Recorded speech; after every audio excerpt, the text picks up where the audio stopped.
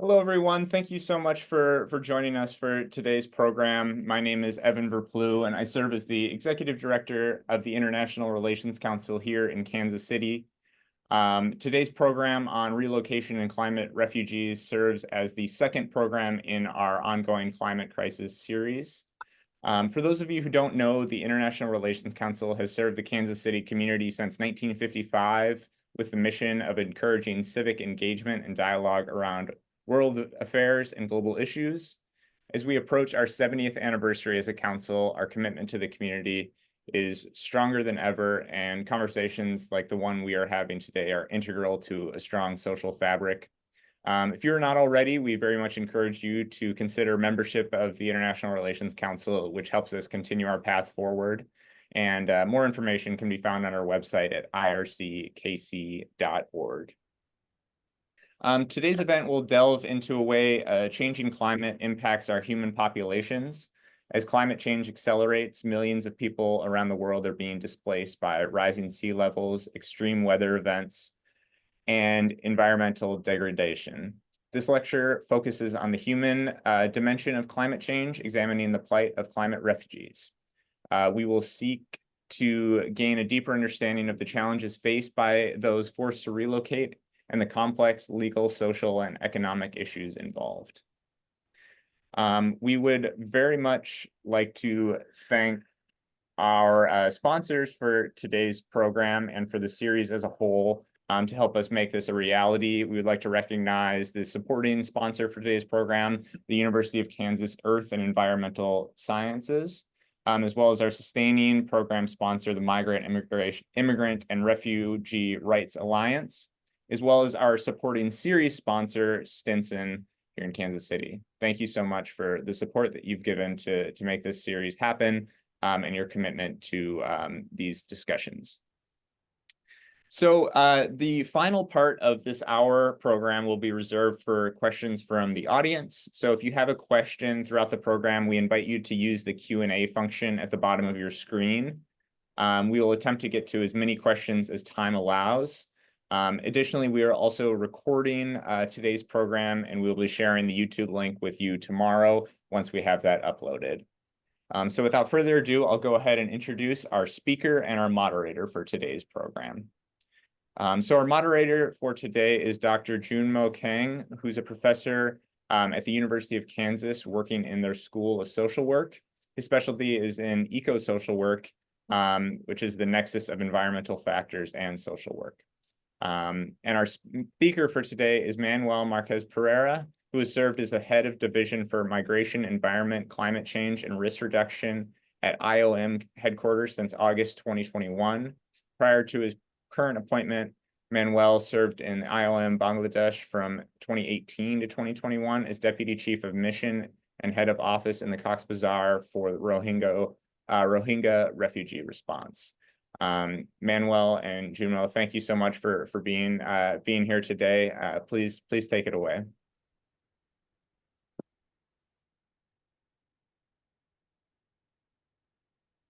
Thank you. It should be me, no? I would assume. Yeah. So hello all, good afternoon. And it's a pleasure to be here with you. I will be challenging a bit this conversation on the sense that for my organization, we believe that climate refugees is not an advisable concept to use because the human realities of the intersections between human mobility and climate change need other forms of addressing this mobility. That is not the Refugee Convention, that was not designed for this, that has a problem already with millions of refugees worldwide that need solutions that don't exist. And there's also a certain detrimental factor on being considered a refugee that many people that want solutions don't have. So I will skip right through a short presentation that I have. I will share this with you in electronic format, but I will skim very quickly to just make this introduction to this. The first point that I think it's important in our conversation is that we talk about numbers, right? I will not enter in many details, but the map that you see on the right side, on the left side, is a map from the IPCC report that says that many parts of the planet will be unlivable from the point of view of average temperature, right? That map, the zones in black, represent the areas of the world that will be more than 100 days a year with temperatures above 36 centigrades, which is when the body stops functioning and has a series of other issues in the ecosystems and on the living conditions of people. And the white dots are IDPs and refugee camps that at the moment of the data existed. So we will have a very large number of people that will be impacted by climate, by disasters, by environmental degradation, and what to deal and how to deal with these individuals is what we will talk a little bit more. But now it's important, the numbers, right? The IDMC issues a report every year called the Grid that gets the most recent and most accurate yearly numbers in terms of displacement. IOM contributes with primary data, they do the analysis. But these numbers have two big trends. One trend is what they talk about, the stock, the people that are in displacement at the end of the year, and the newly displacements throughout the year. And here is where climate and conflict intersect and the numbers are different, right? We see recurrently very large numbers of people newly displaced or newly displaced numbers throughout the year that correspond to all the movements because of disasters throughout the year.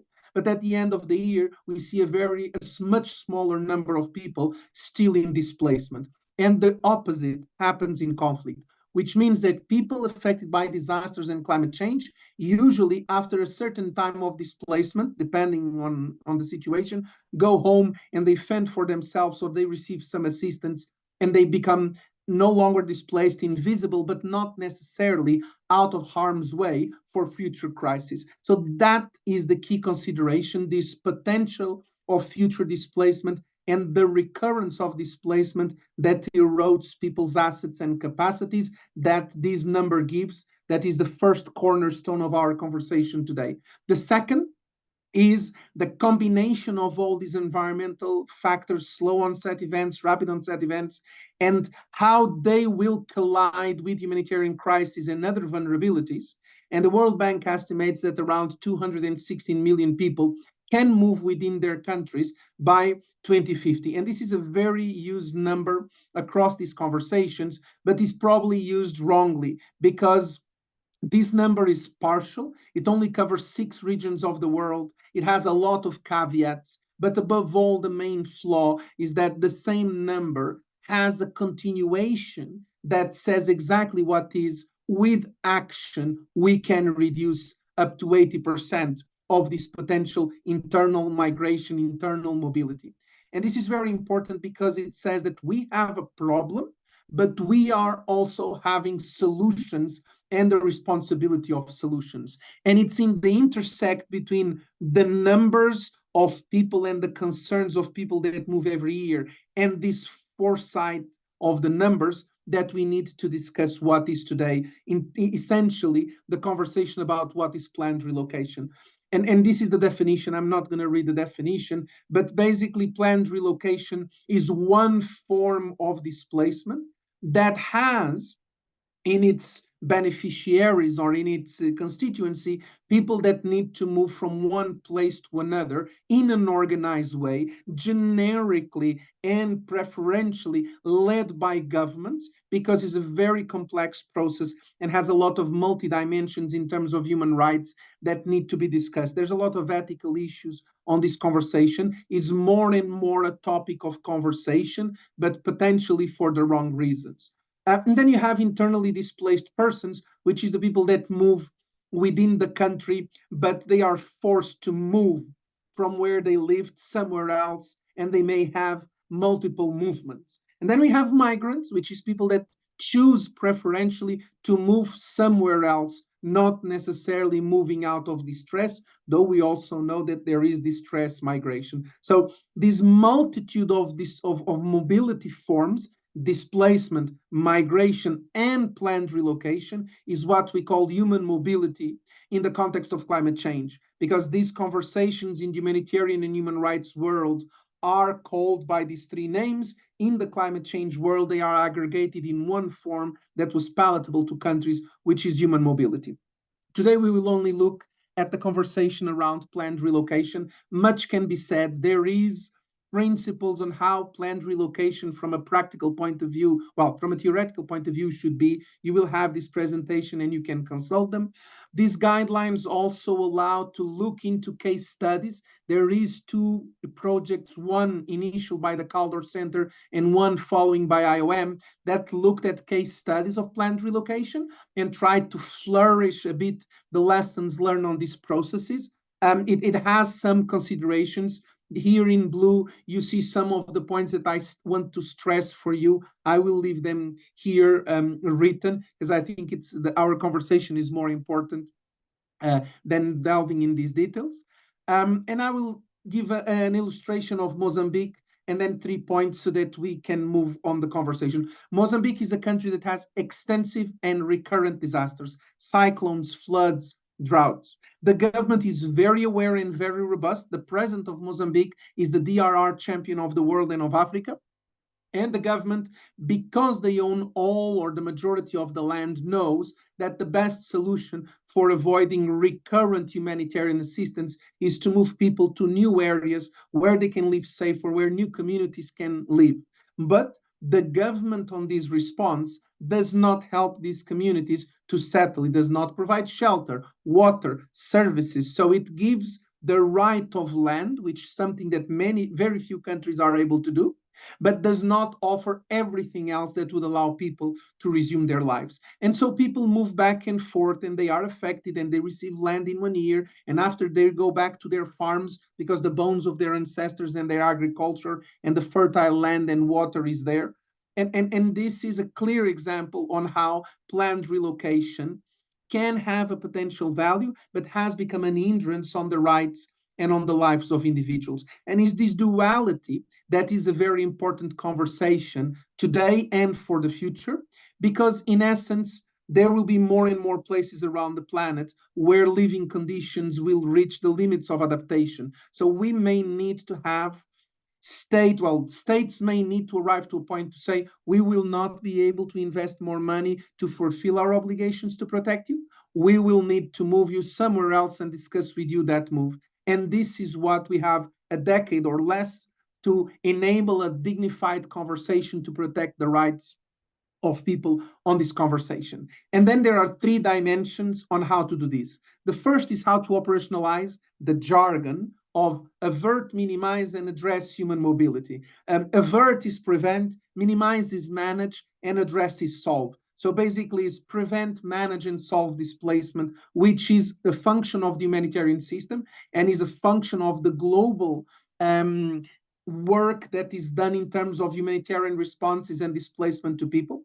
This needs to be done ahead of a disaster, not only when the disaster starts. That support that the humanitarian architecture can give to governments on these discussions and on the potential discussions of planned relocation as a solution for future displacements is one of the big questions of the years ahead, because that will be, you will have humanitarian operation, and then there has to be a conversation. We let people go back or we move people somewhere, and how does people accept or not this? There are practices and a lot of failures over the last 20 years on these exercises that were not necessarily done this way. And so there has to be a conversation with humanitarians on this. On the left side, the pictures that you see is all the work of capacity building, of designing manuals for governments and communities on how to manage displacement, the act of managing the day-to-day of displaced people. And now we need to expand that to incorporate the prevention and to incorporate the solutions. This broadening of this scope is something that is very important for the future. Then we have this dimension, which is planned relocation and human rights. This is a challenge and a balance. What are the responsibilities of states towards preventive measures that save lives beyond the limits of adaptation, as I said, right? States more and more are being challenged on human rights courts, on their responsibilities on climate change, on their responsibilities towards people affected by climate change. And this is a complicated discussion because there is the post and the pre-event. When is a relocation preventive preemptive, right?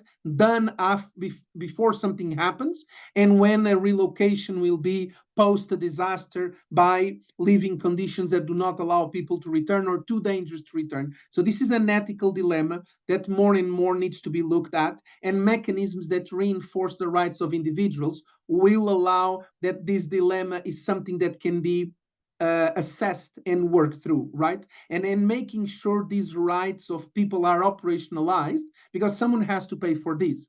In the majority of the large infrastructure projects during the 20th century, we have seen the environmental and social safeguards trying to prevent displacement when displacement overcomes the benefits of the project or the social infrastructure that the governments wanted to build, right? Not always. Sometimes people lost that battle for many reasons of governance.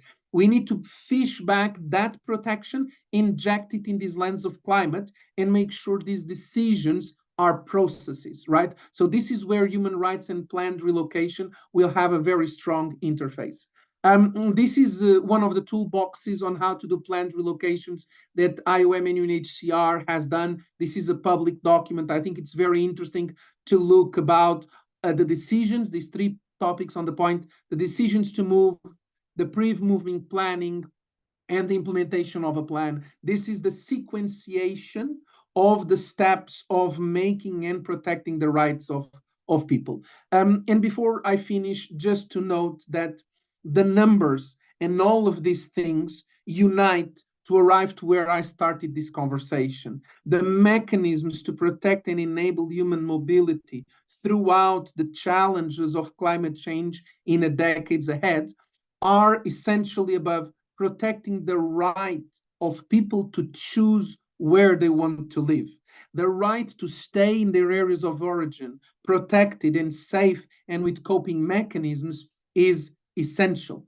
People that want to move need to have mechanisms and informations to move. This literally means to the large number of people within borders that governments have to be capable to allow people to move within their territory without being displaced, but moving from city to other city, from rural areas to urban areas, accommodating urbanization in a much more dignified way, in a way that the state protects its citizens, offers services and social protection and access to what are the social contract.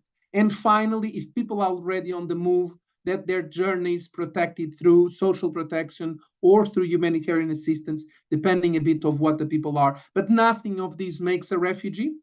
And the people that will cross borders and become refugees have very particular characteristics. What we need is that countries understand that human mobility, specifically managed migration, and migration that offers opportunities for people that decide to move to do so and contribute in the areas where they move, is the way to go. So the global compact on migration needs to be strengthened so that people have regular pathways to move to other countries and contribute to both sides of this equation. Otherwise, we will continue to push people into exploitation, abuse, and of course, default some to having to try and plea to be considered refugees, aggravating another issue, which is people persecuted, which is a different issue and a very strong challenge we also have collectively. And that's what I wanted to say. I hope I went too far above my time, but thank you.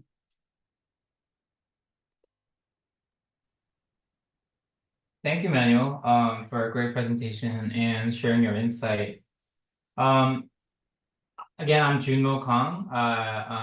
I am given the role of the moderator for today, but I see this more as a conversation between Manuel and I.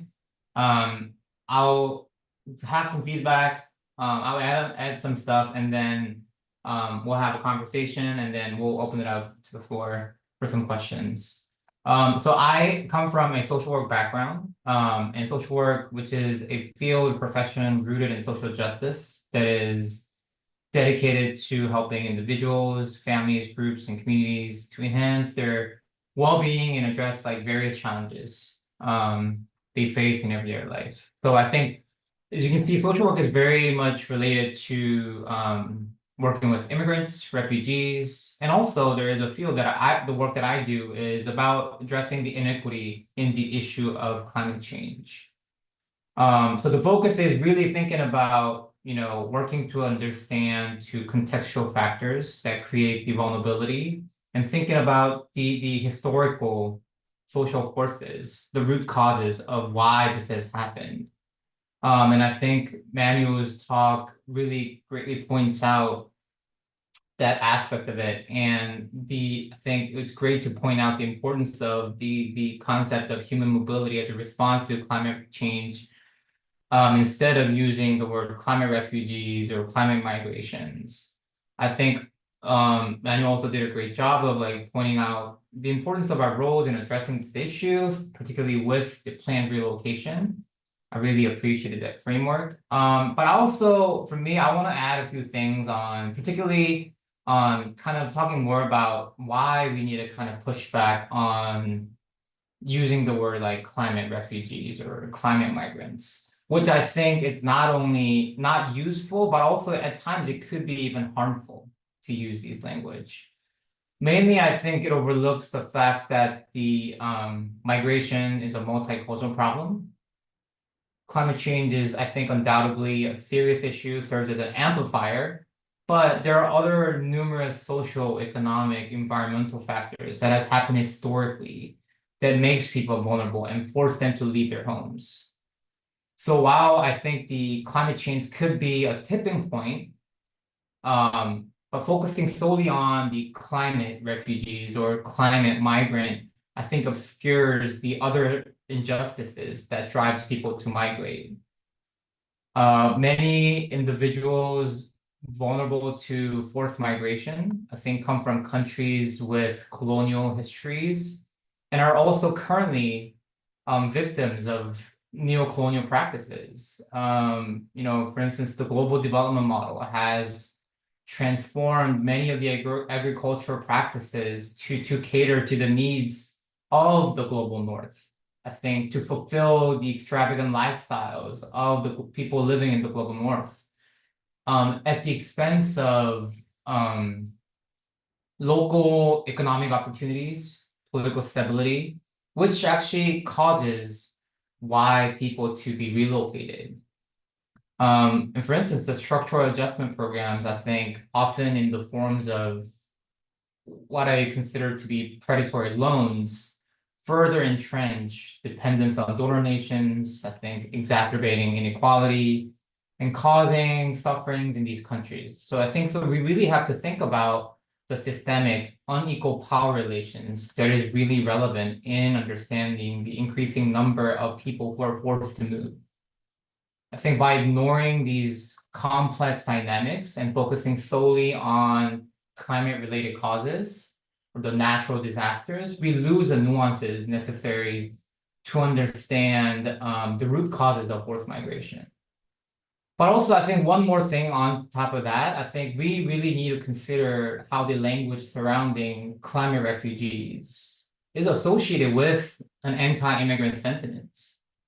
The racialized message about climate refugees, I think, convey that they are coming to the West, like they're invading the West.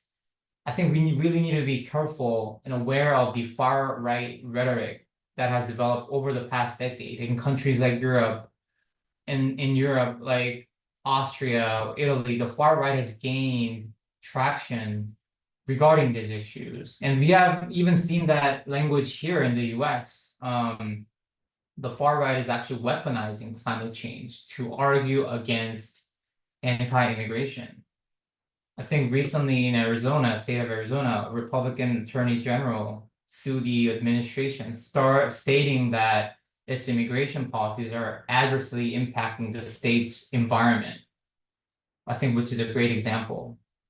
And yesterday, there was a presidential debate here in the US where you've seen so much language of hatred towards immigrant countries. So as an immigrant myself, I think that is something that we really need to be aware of that is happening. And one of the problem with that is the main problem of associating climate refugees is often it carries an apocalyptic tone, right? Which I think that the world's going to fall apart with the immigrants coming in. I think that language strips individuals of their humanity and agency.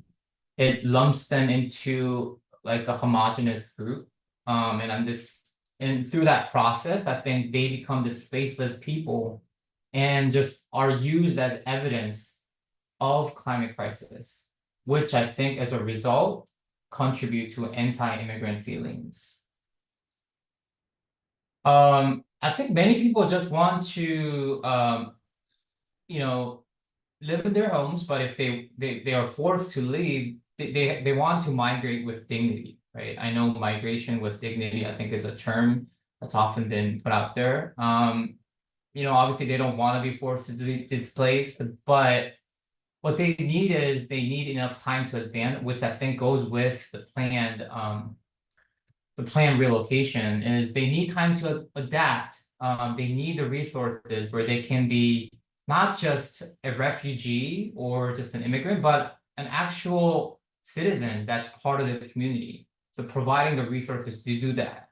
So I think the focus should be on first addressing the historical oppressions of the global north. How do we rectify it could be in form of colonial reparations, climate reparations, transitioning to a more ecologically sustainable system, the just transition within countries within the global north. But also creating this social culture where we're recognizing, how do we recognize those who are coming in as a worthwhile citizen rather than just, giving them the basics and treating them as second-class citizens, right? So I think the main thing is that we need to be aware is, take a step back and think about creating a world where people can stay where they are. I think that's one of the main things. But also, if they want to leave, how do we equip the people with the resources and the need for them to migrate, be able to migrate? I think that is a really important thing, and I think kind of Manuel and I, we kind of share that, I think, sentiment there. So having said that, I want to have just a few questions for Manuel to get us started. So my first question to you is, I think you did a great job of talking about the planned relocation. So I think you touched on it a little bit, but could you talk a little bit more about what roles particularly do national, international policies play in planned relocation? Thank you, John. I think that at this point, I was actually discussing this with someone on the other day. There's a bit of a buzz about planned relocation, right? Planned relocation sounds easy because you will move people from one place to the other. Someone takes the decision, but it's much more complex than that, right? Because how to say this? Because there are rights, of course, that's the basis of the conversation. There is climate justice, that is also very important, but these are to a certain point abstract concepts. If we look to the practicalities of this money has to come from somewhere. And it's not necessarily humanitarian assistance, it's development assistance, is external foreign assistance that may assist on this. So this money comes with rules, and through the normal machinery we have today in the world, those rules look at concerns of public image, and those concerns are translated into social and environmental safeguards, right? When you do a project for a large dam or a road, you have to do an assessment of who lives in the area of the design. Do the people need to move? If they move, where they will go? How do you protect certain corridors? Right? That environmental impact study and a social protection mechanism study. So these are the tools that have helped protect the rights of individuals affected by infrastructures. If we make the parallel that this movement is being created because of an infrastructure, an interest of the state, an interest on behalf of the collective, we draw the parallel to the impacts of climate, where the state, to ensure protection of its citizens, has or may need to take them out of harm's way. But this cannot be an arbitrary decision of the government that wakes up today and let's remove everyone from there because it's safer, right? That's the risk. And we have seen that happening throughout the 20th century and the 21st where we are, and that's where we need to invest. So the buzz that exists today about planned relocation is driving us away from this conversation of the protection of rights. It's trying to create a new way of looking at this, a new instrument. This is much simpler. It's about the basic rights of people to stay where they are, and the public interest needs to be measured against their rights, against their interests. And then if de facto that in public interest supersedes that, then a conversation with the people about how to do this in a way that they are part of it and they decide. Some people will eventually decide not to move to where the planned relocation is. They may want to go somewhere else and migrate. And so that's why this conversation is not necessarily about moving A to B. It's about recognizing the rights of a person in the A zone that may accept and want to move to the B zone that the government will create for her, or wants to move somewhere else and needs the government to ensure that the social protection and the social contract that the state has with its citizens follows the person, right? Where does the person vote? How does the person pay taxes? Where are the medical records? Where are the educational records? This is effective in many countries of the North because you have the portability of your rights and you move to work and for other reasons across the country and you go and register yourself and the state knows who you are and what its obligations with you are, insurances and many other things. It's your postal code and your address that validate all of the access. And in many of these countries, because of colonial exploitation and a history of conflict, this social infrastructure doesn't exist. There's a lot of conversations about social protection. So it's this transformation notion that we need to bring in the West for people understand that there are responsibilities and to be prepared because there are places in the West that is the case. In the US, I don't know if it's in the Hamptons. Sorry, my US geography is a bit bad, but there's at least one area where there's a lot of luxury houses in a strip of land that is disappearing, and the state is buying that land at enormous costs to prevent then compensation from people. And that transforming that area into a park that may be submerged or not removes the protection that the state needs to give to the people, so removes the compensation. And I think this is very much where the policies of the future will be, right? And especially after disasters, many countries declare no-build zones. You have to do all of this is post something happened. In other countries, and including in the US, there's also land planning. Land planning is a great instrument that was used in the past as a form of organizing the territory and distribute development gains.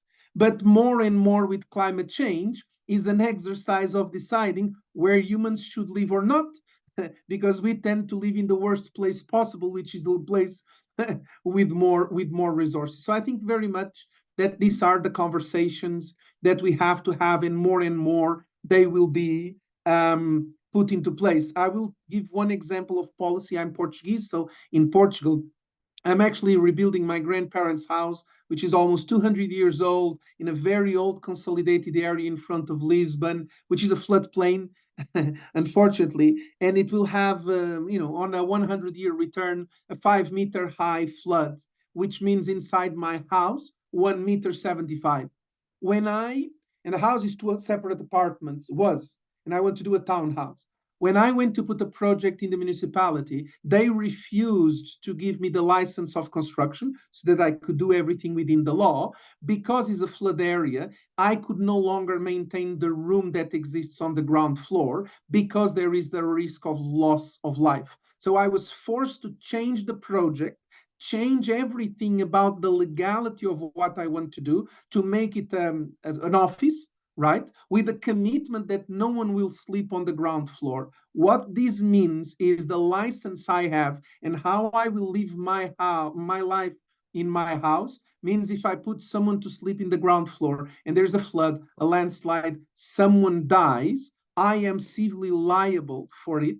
I will have an insurance that will not pay any compensation, and the state can act on me because they discharge already their protection of my person by telling me to have a room there is too dangerous, right? This more and more will be factored in policy and plannings in cities, and insurances will start adding these issues to their claims, right? So the northern countries will continue to be better protected through these than the countries in the south where the resources are not enough to create these instruments. So I think this is the big north-south. We are all affected, but different ways will be. Over to you. Sorry if it was too long. I will try to shrink these. I talk too much about these things. Well, that's my job. No, thank you for your great answer. I really like what you said about the responsibility of the West, which I think is key as well, and also, you know, respecting the rights and dignity of people. I think always kind of the basics, that basic principle I think is really important and key.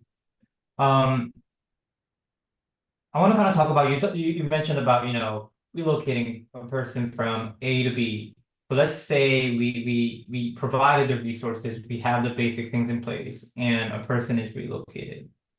But that doesn't mean they're still fully part of the community, which I think is a major thing. So how does the planned relocation initiative or ensure that the relocated population maintain their cultural identity and community cohesion after resettlement? Do you have any thoughts on that? Well, the answer is it doesn't happen, right? I'm sorry. It's the easiest answer.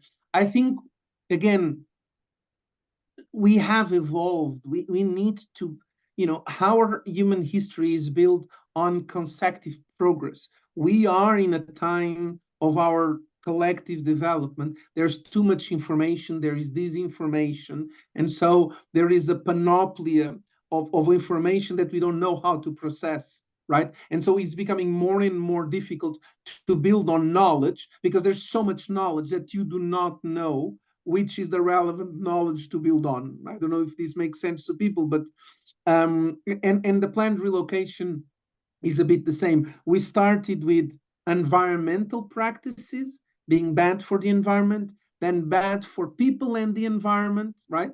This is more and more, but this bad for people has been pretty much for people's physical welfare, was not for people's broad sense of human diversity and human cultural aspects. That has always limited. And one thing that planned relocation has shown us is many times, depending on the resources and on the situation, these soft components don't come. This is where, on the climate realm, we talk about non-economical losses, right? Culture fits in non-economical losses.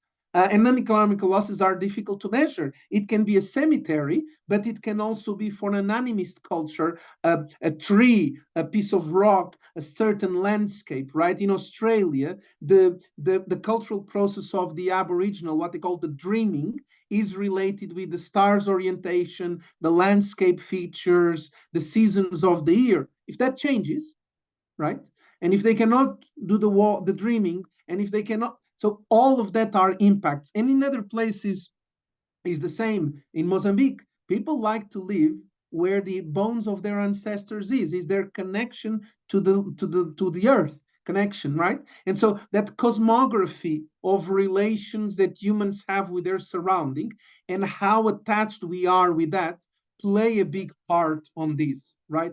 We in the West do not give that much value to nature. Well, some of us do, but it's very different from what an indigenous community, the value that they put on the same resource. And both need to be treated the same way. Our aesthetical and pleasing aspect of preserving nature and their cultural aspect of preserving nature are on equal terms. And so it's very difficult for planned relocation to look at this, but it's a work in progress, and some things are easier. I'll give you an example. In Portugal, it's not for climate, but it's still planned relocation. Many years ago, the government, for 50 years, the government decided to do the largest dam in Europe with the largest artificial lake in Europe. It took them 50 years to finally agree with this. In the middle of the process, there's a village with around 200 people that can no longer exist because it will be partially submerged.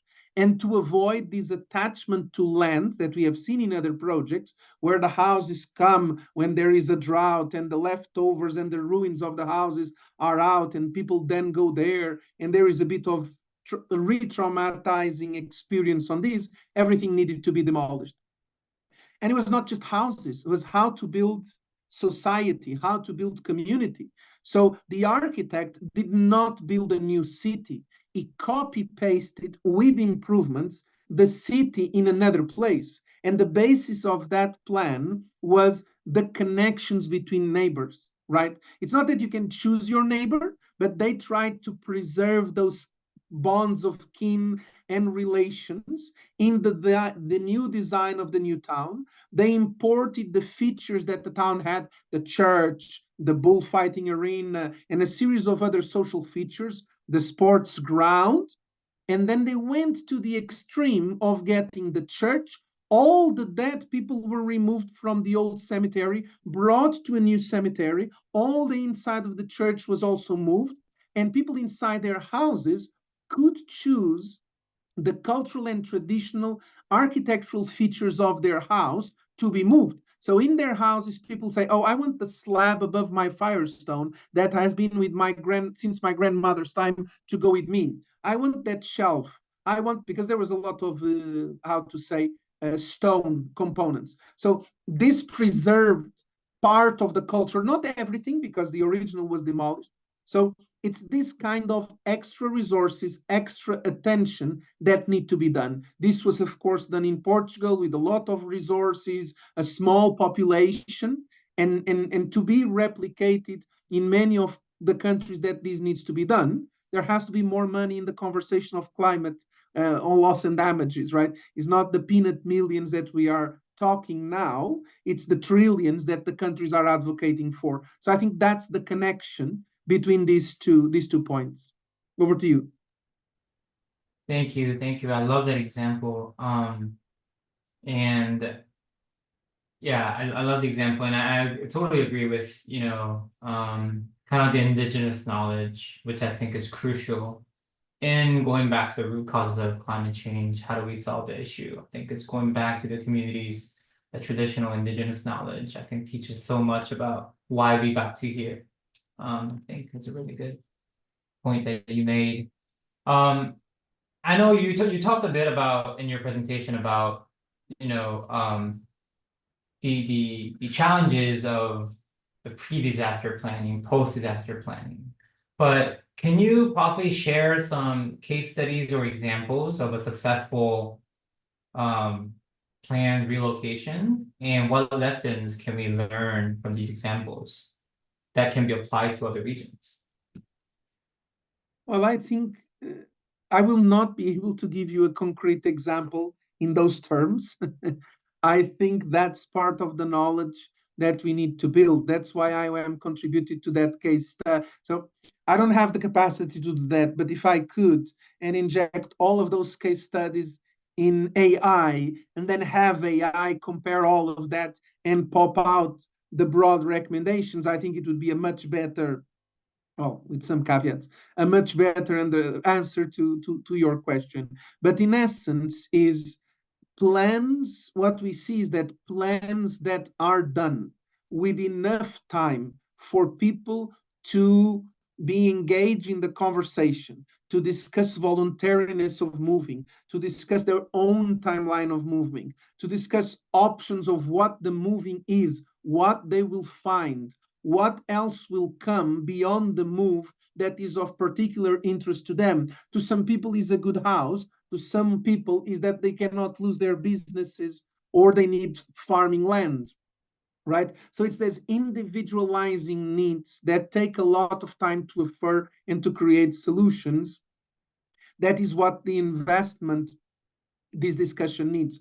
We need to keep pushing for planned relocation to be not the act of moving, but the act of discussing with people what meets their needs and where is the trade-off between being at risk in a location and being better off, but accepting to do that in a voluntary way and some form of compensatory way through what is offered.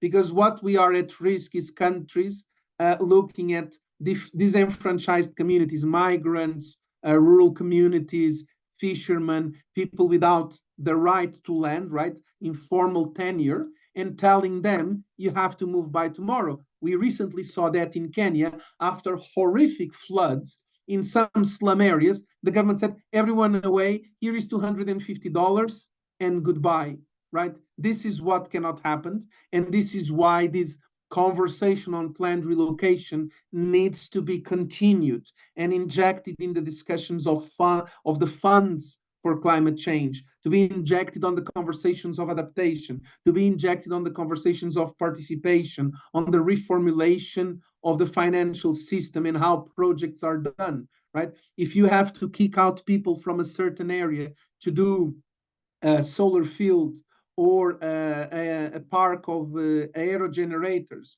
or to create a conservancy because you want to do a carbon sink in an African prairie, but you are removing all the traditional indigenous communities from there. Those are the things. The greater interest of the state needs to be tamed by civil society and by empowering people to claim those rights. I think that's pretty much this is the lessons that we should bring into the conversation. These rights, this engagement, this participation, and people's to a certain degree acceptance, but an informed acceptance. Is not, oh, I'm being moved, what can I do? No, it's I'm being moved, but I demanded certain rights. We had a negotiation. I'm not going to go to place A, I'm going to go to place B, right? To an extreme in the Pacific, these may include moving country. The Pacific is a very particular case, or the island states are a very particular case. The non-island states, there may be other ways and other intermediate methods for this. Over to you.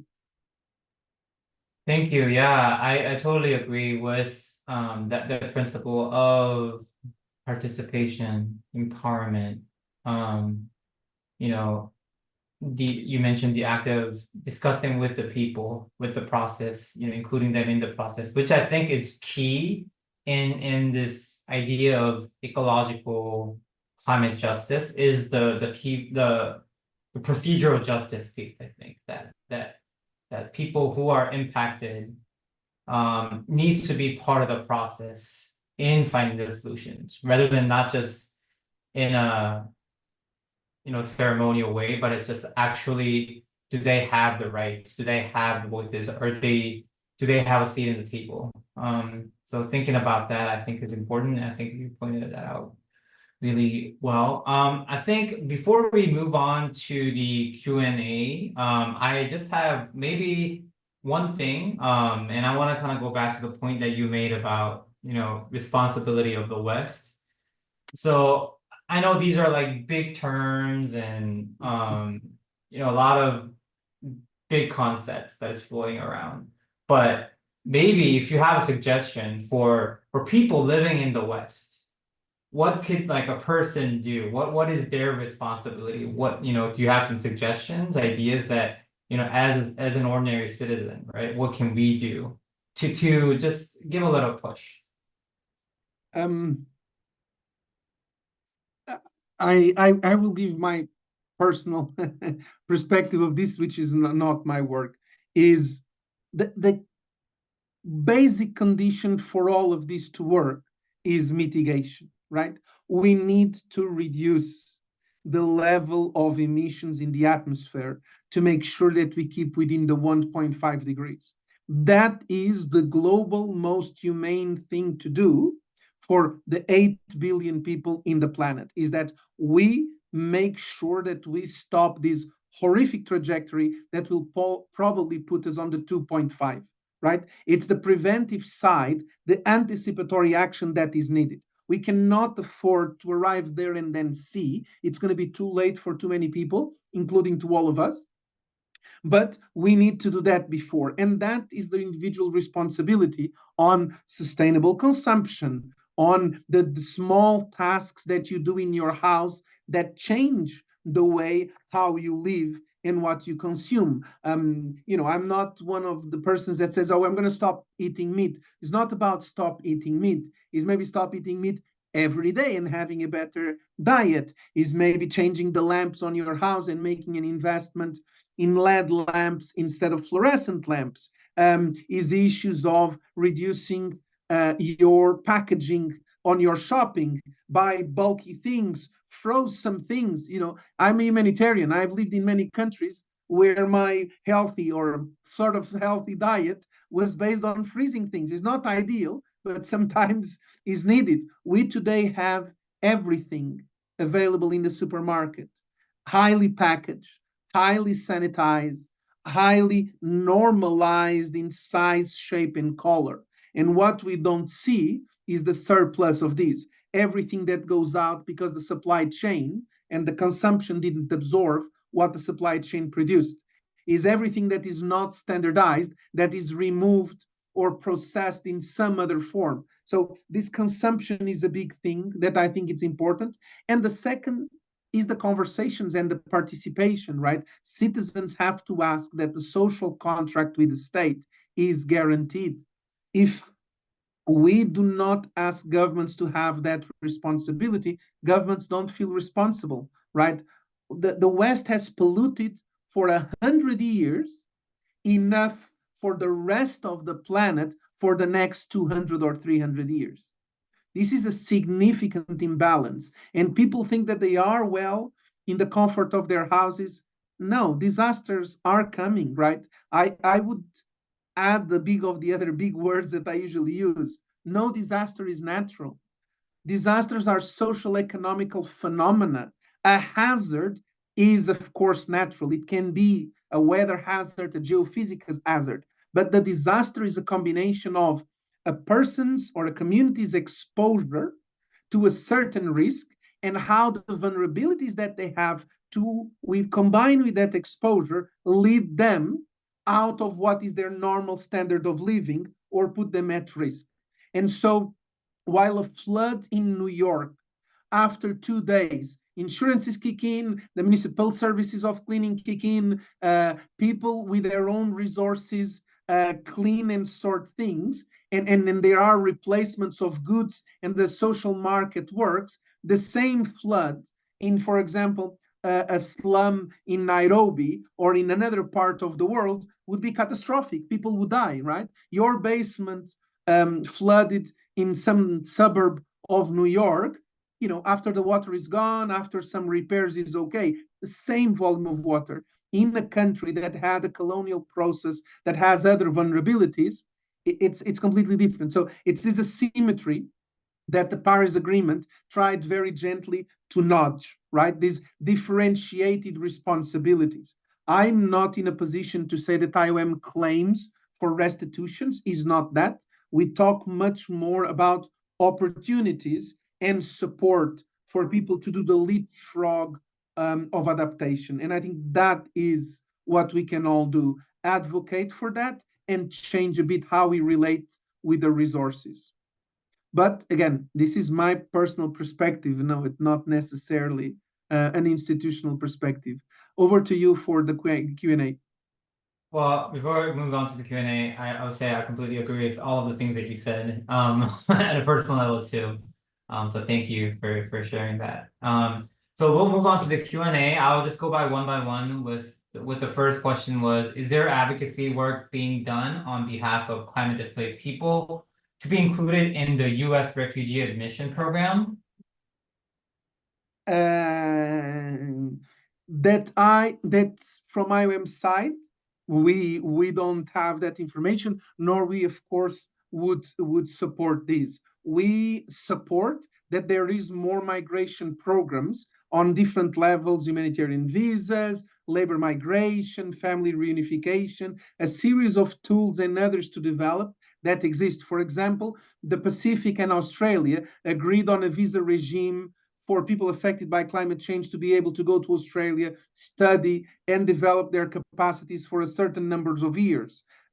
South America has looked at humanitarian visas post-disaster to facilitate regulated movement. So we believe that the management of migration offers more dignified opportunities for people to move country and to be part of those societies. While you read, I hope this was enough. While you read that, my computer is out of battery. Give me just a second. I could just add on something. I actually don't have the answer to that as well, but I can also kind of share an example of kind of an advocacy program that's here locally. I don't know if people know the program called New Roots, which is a program that's an initiative based in Kansas City that focuses on supporting refugee and immigrant populations by providing them with agricultural training, resources. This is a 4-year farmers training program, and it's run by, I think, Catholic Charities and Cultivate KC.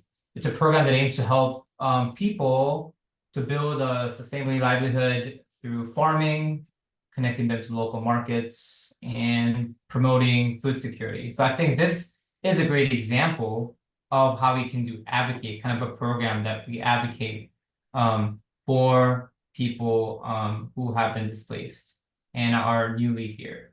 That is just, I wanted to give a plug in because I actually do personally work with them as well in my research. So kind of a shout out for that. So moving on to the second question. I work under a US refugee program grant. Instead of accepting the term refugee may be used negatively. Can't we push back on that stigma the same way we have with other groups? By removing the word refugee, don't we then take away the possibility that those affected by climate change will not be accepted to official resettlement program codified by the Immigration and Nationality Act?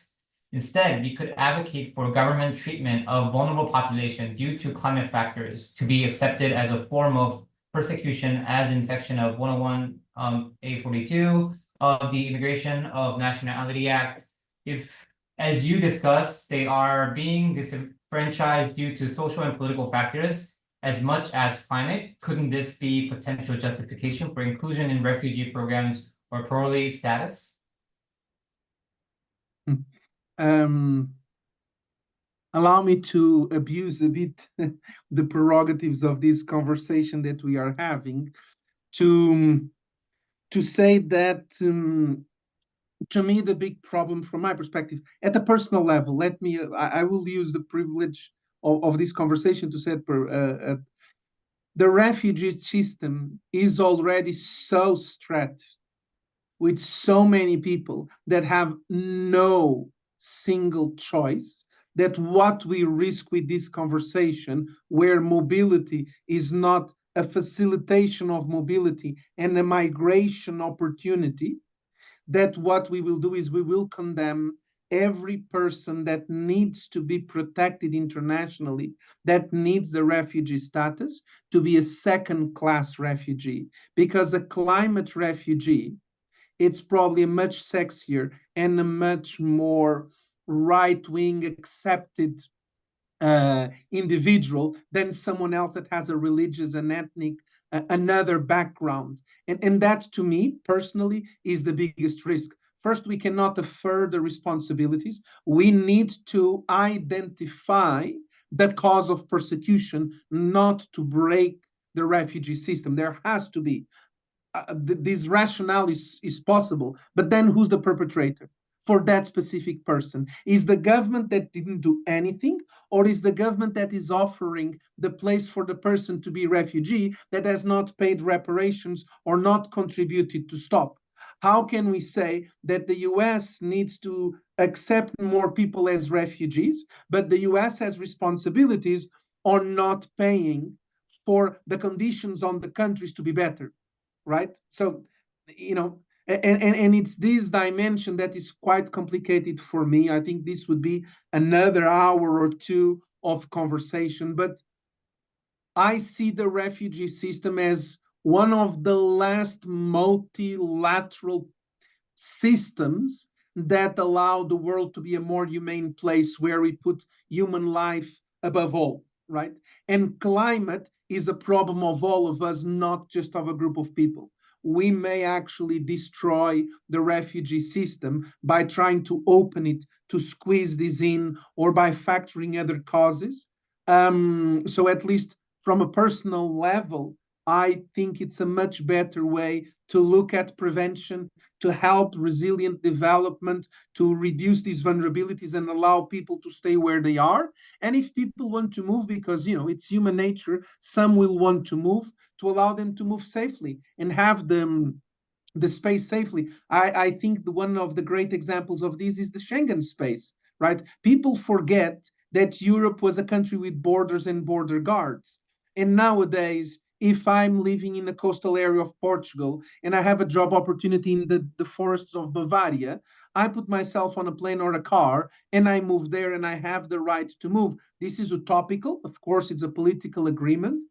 But even if this move had some conditions, which now we have with the UK, since they did the Brexit, that would be ideal. We do not have the political will. The conversation of refugees and migrants is so toxic because of this overexploitation of the fears of who's coming that we forgot the justice part at the root of this. No one leaves Burkina Faso or Togo to go to Europe by boat or to travel across the Atlantic and then come through Mexico into the US if they had a job, if they had access to education, if the state could deliver. So to me, this issue of refugees and climate is a disservice to all, but it's a personal opinion. And of course, I respect your opinion and I understand the point that you were framing.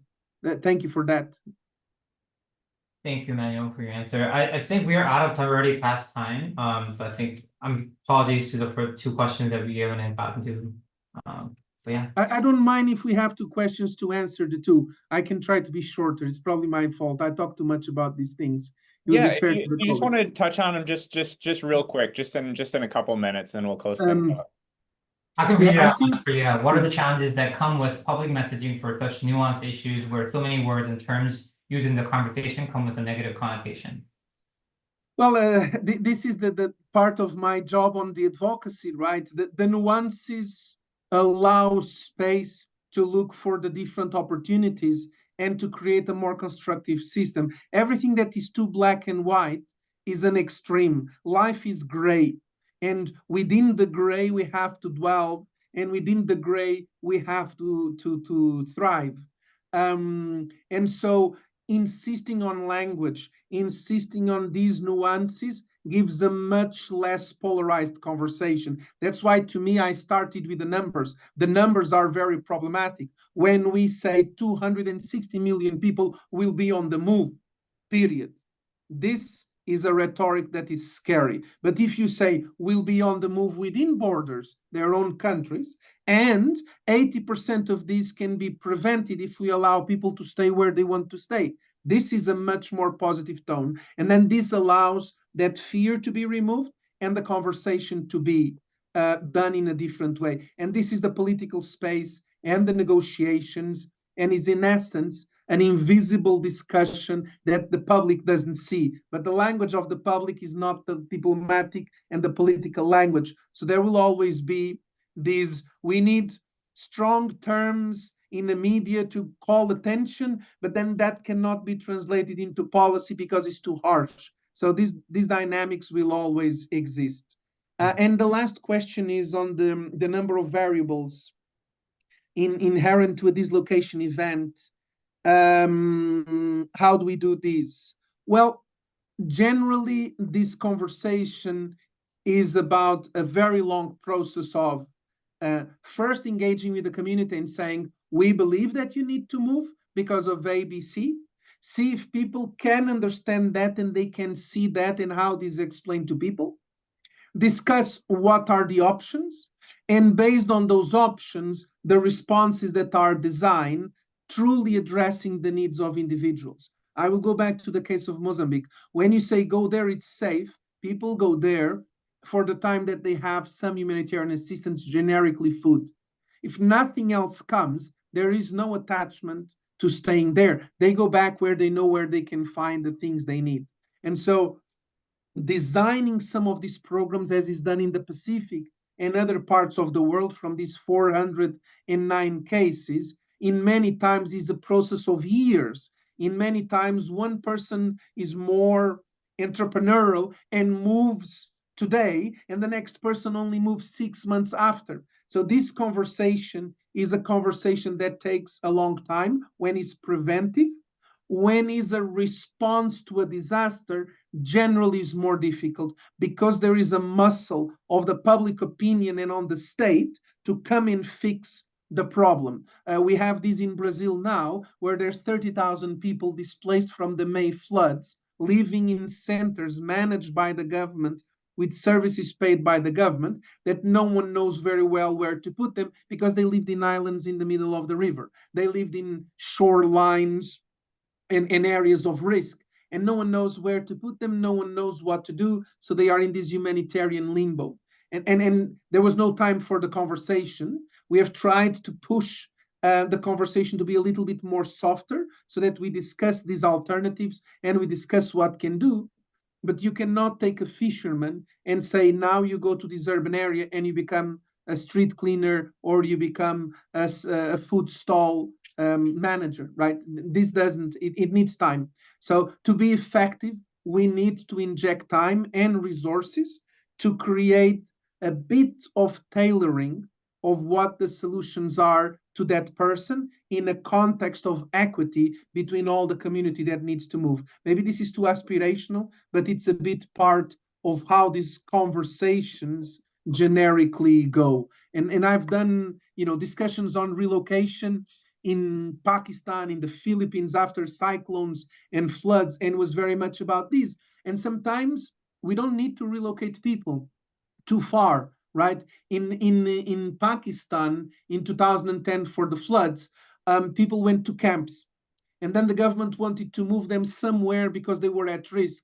But because people live on a kind of forced labor scheme with the landowners, they all return home with water up to their necks and try to rebuild. So our assistants went after them and we helped them build better and safer houses in the places where they worked, in the places where they lived, with training and cash so that they could cope to their surrounding, right? Sometimes the house was 10 meters away. Some parts of the community moved to another location, but it was this adaptation to their needs that was a reality. While in the Philippines, after the Super Typhoon Haiyan, the government said no one builds in the first 50 meters of the coast. We are all moving you inland somewhere, someday. But until then, you can receive no structured assistance. We couldn't let people like that. So we did, in the closest place that we could rent, a camp, no, we call it a site for some of the most vulnerable families that had least resources to move to that place to create the social and social economical possibilities throughout the time that humanitarians were there, so that later on, when the houses were all ready, there was some infrastructure, some services already in this remote part, public transport, businesses, agriculture, and all of this would mean that people would be much better integrated when time comes from receiving a house, instead of living in a limbo in the periphery of town, in a destroyed area, waiting 2 years for the house to be ready. So it's a bit of this role of going after the tailoring of what people need that would make or break one relocation system. I think this is the most simplified I can I can elaborate on this. And I think this was the last question. So I thank you all and apologize if it was not necessarily the answers people wanted, but it's a conversation and I stand ready to be corrected or adjust my thinking with the right fundamentals. So thank you all for these questions and for this cooperation. Thank you so much, Junmo and Manuel, for this conversation. It was very, very enlightening, and there was a lot of wonderful information presented. And a reminder to folks that this was recorded, and I'll be sharing with you the recording tomorrow. So if you'd like to revisit anything or share with anybody this conversation with anybody in your network that you feel like might be interested in this information, I invite you to do so. Just a quick update on what we have coming in the remainder of the series. October 2nd, we'll be dealing with climate and biodiversity. That will be in person at the Kansas City Farm School. October 23rd will be a discussion on sustainability across industries, and that's in person at the Johnson County Community College. November 13th, we'll be discussing climate anxiety and mental health. That'll be virtual again on Zoom. And then we'll end the series with solutions and the path forward in person at the Evergy campus. Another thanks today to the University of Kansas International Affairs and the Center for Global and International Studies for their sponsorship, as well as the Migrant, Immigrant, and Refugee Rights Alliance for their sponsorship, and for the series sponsorship from Stinson. We really appreciate it. Please head to our website to sign up for the remainder of the programs. And again, thank you so much to Junmo and Manuel for your wonderful thoughts on today's subject. Thank you. Have a lovely day. Thank you. Thank you.